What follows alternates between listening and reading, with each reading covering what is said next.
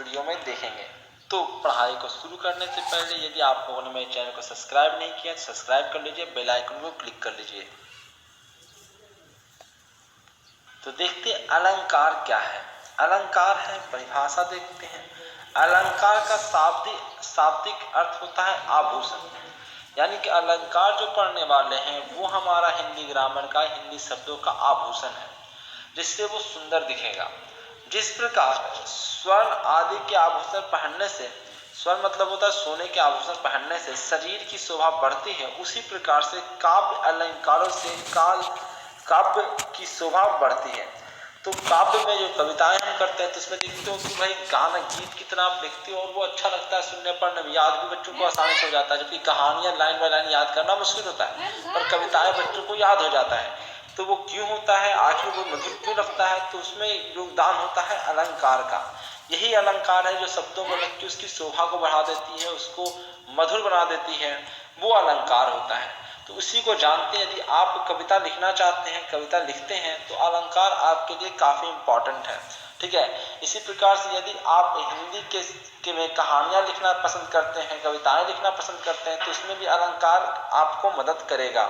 चलते हैं आगे, देखते हैं अलंकार को, कि अलंकार के जो होते हैं वो तीन भेद बताया गया। उसके तीन प्रकार के अलंकार हम मुख्य रूप से पढ़ते हैं। एक है शब्दालंकार, जो शब्दों में लगकर उसकी शोभा बढ़ाता है, उसको शब्दालंकार करते हैं। अर्थालंकार, कि वो शब्द में तो वही है पर उसका अर्थ में शोभा बढ़ती है, अर्थ बदल जाता है, अर्थ में मधुरता आती है, उसको हम अर्थालंकार करते हैं। उसके बाद अव्यय अलंकार, अव्यय अलंकार होता है अव्यय लग के, जो अव्यय वाले शब्द होते हैं उसको लग के जो शब्दों की शोभा बढ़ जाती है उसको हम अव्यय अलंकार कहते हैं। तो एक एक अलंकार को हम एक एक करके आराम से पढ़ेंगे। जैसे पहला है आपका शब्दालंकार, जहां पर शब्दों के आधार चमत्कार उत्पन्न होता है वहां पर शब्दालंकार होता है। ये निम्न प्रकार के हो सकते हैं। शब्दालंकार को भी तीन भागों में बांटा गया है। पहला है अनुप्रास अलंकार, उसके बाद यमक अलंकार और श्लेष अलंकार। ये तीन अलंकार हैं जिसमें बांटा गया है आपका शब्दालंकार को, यानी शब्दों में भी हम चीजें लगा के उसकी शोभा बढ़ा सकते हैं। वो एग्जाम्पल के थ्रू हम समझेंगे। फिलहाल तो हम चलते हैं अनुप्रास अलंकार की ओर, ठीक है।